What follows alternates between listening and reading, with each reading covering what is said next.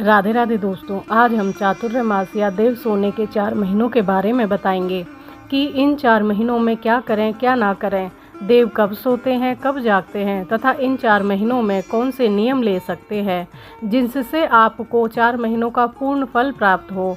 तो सबसे पहले बात करते हैं चातुर्मास कब लग रहा है और कब समाप्त होगा। चातुर्मास हर साल देव सोनी एकादशी से शुरू होता है और देव उठनी एकादशी तक रहता है। कहते हैं कि इन दिनों में भगवान विष्णु क्षीर सागर में योग निद्रा में रहते हैं, तो इन दिनों में सृष्टि का संचालन भगवान रुद्र करते हैं।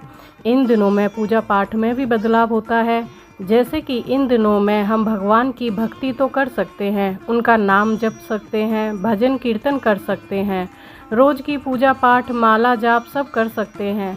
लेकिन इन दिनों में हम वो धार्मिक कार्य नहीं कर सकते जिसमें भगवान का आवाहन किया जाए, जैसे कि विवाह, गृह प्रवेश या कोई नया काम नहीं खोलना है, लगन सगाई नहीं करनी है, क्योंकि इस तरह के धार्मिक कार्य करने में भगवान का आवाहन किया जाता है। लेकिन क्योंकि भगवान योग निद्रा में होते हैं तो उनका आवाहन नहीं किया जा सकता, इसलिए इन दिनों में कुछ कार्य वर्जित होते हैं। कार्तिक मास के शुक्ल पक्ष की जब देव उठनी एकादशी आती है तब देवों को पूरे नियम से उठाया जाता है और सभी मांगलिक कार्य प्रारंभ हो जाते हैं। अब बात करते हैं कि इन 4 महीनों में क्या क्या नियम ले सकते हैं, क्योंकि कुछ लोग इन दिनों में भगवान की साधना के लिए कुछ नियम उठाते हैं तथा ये नियम बहुत पुण्य देने वाले होते हैं। किसी भी नियम को लेने से पहले आपको भगवान विष्णु जी की लेटे हुए हैं और लक्ष्मी जी उनके पांव दबा रही हैं ऐसी प्रतिमा या तस्वीर लाकर देव सोनी एकादशी वाले दिन अपने मंदिर में विराजमान करनी है, या पहले से कोई प्रतिमा या तस्वीर है तो उनके आगे ही पूजा करनी है और अपने नियम का संकल्प लेना है। इसके लिए पहले भगवान की प्रतिमा या तस्वीर को स्नान करा के रोली का तिलक करके फूल माला पहनाकर तथा कुछ खुले हुए फूल चढ़ाकर, जनेऊ चढ़ाकर, धूप घी का दिया प्रज्वलित करके भगवान के आगे रखें। एक लोटे में पानी रखें जिसमें थोड़ा सा गंगा जल भी मिला हो और अपने हाथ में कुछ दक्षिणा लेकर, थोड़ा सा जल जिसमें गंगा जल मिला हो उसे अपने हाथ में लेकर अपना नाम, गोत्र, जगह का नाम, शहर का नाम, दिन, तारीख, महीना बोलकर अपनी कामना, जिस कामना से आप नियम ले रहे हैं उसे बोलकर संकल्प करें कि मैं इस कामना के लिए अपना नियम लेने का संकल्प लेता हूँ या लेती हूँ, और दक्षिणा को भगवान के आगे अर्पित कर दें। अब बात करते हैं कि नियम कौन कौन से होते हैं। नियम बहुत प्रकार के होते हैं, जिसमें से कोई भी एक नियम आप ले सकते हैं। जैसे कि कुछ लोग पूरे 4 महीने फलाहार खाकर रहते हैं, अगर ये नहीं हो सकता है तो कुछ लोग एक टाइम भोजन कर सकते हैं। कि मैं संकल्प लेकर बोलें कि मैं पूरे 4 महीने में दिन में बस एक बार भोजन करूँगा या करूँगी।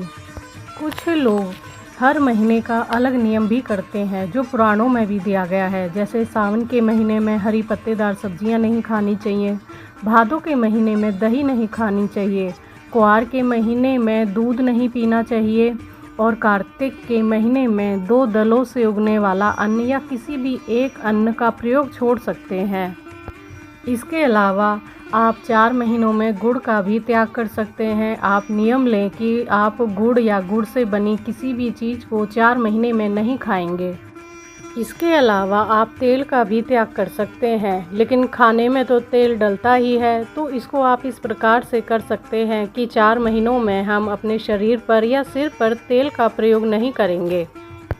इसके अलावा आप पान का भी त्याग कर सकते हैं या कोई भी एक योग क्रिया अपना सकते हैं जिसे आप नियम से पूरे 4 महीने तक करें। इसके अलावा आप चाय का भी त्याग कर सकते हैं, जैसे कि इन 4 महीनों में मैं चाय ना पीने का नियम लेता हूँ या लेती हूँ, या कोई भी अपनी प्रिय वस्तु या कोई आदत जैसे सिगरेट, बीड़ी कुछ भी हो उसे छोड़ने का भी नियम ले सकते हैं।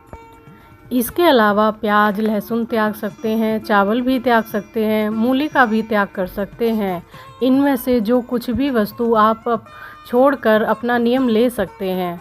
अब अगर आप कुछ भी नहीं छोड़ सकते हैं तो आप दिन में 1, 5 या 11 बार ओम नमो भगवते वासुदेवाय नमः का जाप की माला भी कर सकते हैं।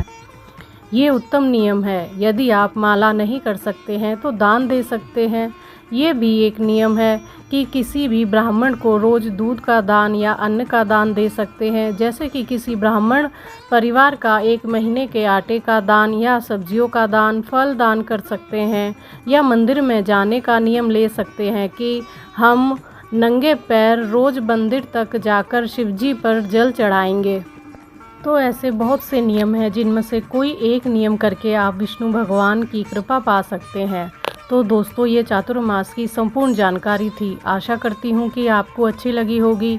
अगर आपको यह कुछ और पूछना है तो आप कमेंट में पूछ सकते हैं, मैं ज़रूर बताने की कोशिश करूँगी। यदि आपको ये जानकारी अच्छी लगी है तो कृपया मुझे सपोर्ट करें, मेरे चैनल को सब्सक्राइब करें, वीडियो को लाइक करें, शेयर करें और कमेंट करें। राधे राधे दोस्तों।